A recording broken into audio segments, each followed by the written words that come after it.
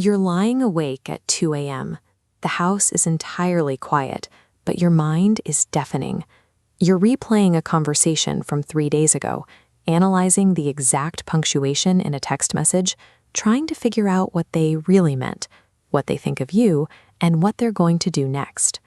We're often taught that this kind of exhaustion is simply the price of admission for caring about someone, that holding a person in your thoughts constantly, even when it drains you, is the ultimate evidence of love.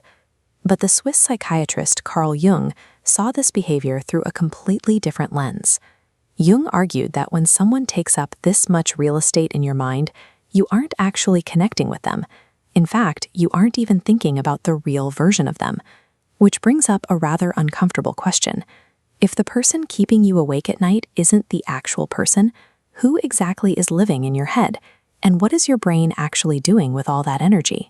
Obsessive rumination signals a state of psychological displacement.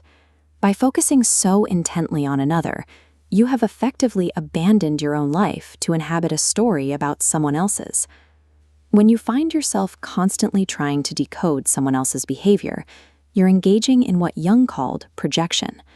You are taking your own unacknowledged fears, your hidden desires, and your unresolved insecurities, and placing them onto another person. You take pieces of your psyche and construct a fictional avatar in your mind, replacing reality. Jung called getting trapped by this participation mystique. You become so entangled with your projection that you lose your boundaries, unable to tell where you end and they begin. For many of us, this isn't a new habit. If you grew up in an environment where you had to carefully monitor the moods of adults around you to stay safe or earn love, focusing your attention entirely outward was a highly effective survival strategy. You learned to constantly read others because focusing inward wasn't allowed. But as an adult, that strategy becomes a trap. The elaborate story you are spinning about the person you constantly think about is actually a mirror. It reflects far more about your own internal psyche than it does about them.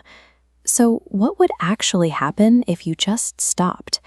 If you forced the mental loop to end and refused to spend another second analyzing motives? For a lot of people, the immediate result is deeply uncomfortable. When you suddenly remove that external fixation, you are left alone with the psychological space it occupied, a quiet, empty expanse known as the void. Obsessive thinking is highly active armor. It's a defense mechanism deployed to keep you distracted, because as long as you are frantically trying to figure someone else out, you are shielded from facing the loneliness, the grief, or the lack of identity hiding inside that cavern. Living from the outside in means your sense of worth is entirely reactive.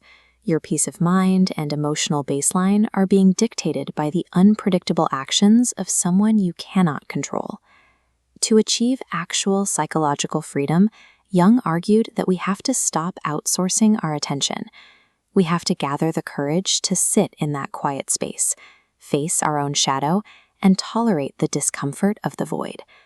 All that exhausting late-night rumination about what they meant or what they did is merely the armor we wear to avoid the terrifying quiet of our own unhealed wounds. Breaking a habit this deeply ingrained requires a deliberate mechanical practice. In Jungian terms, it starts with a process of noticing and redirecting. The next time you find your mind spinning a story about someone else, you have to catch yourself mid-projection. Don't judge it, just observe it. Then physically drag that psychic energy back to your own body. Notice your breath. Ask yourself what you are feeling and what you need in this exact moment. Every time you interrupt the obsession and pull your attention inward, you are actively carving a new neural and psychological pathway. You are starving the obsessive loop of the energy it needs to survive. And something remarkable happens to the void when you do this. If you can tolerate that initial emptiness without rushing to fill it with thoughts of someone else, it ceases to be a terrifying vacuum. It transforms into fertile ground for genuine self-discovery. This inward turn provides the essential fuel for your own internal growth. You are finally reclaiming the psychic energy necessary to build your own center. This internal return points toward Jung's ultimate goal, individuation. This is the lifelong, deliberate work of becoming your true, authentic self, completely independent of external expectations and projections. When you achieve this, you enter a state of differentiation.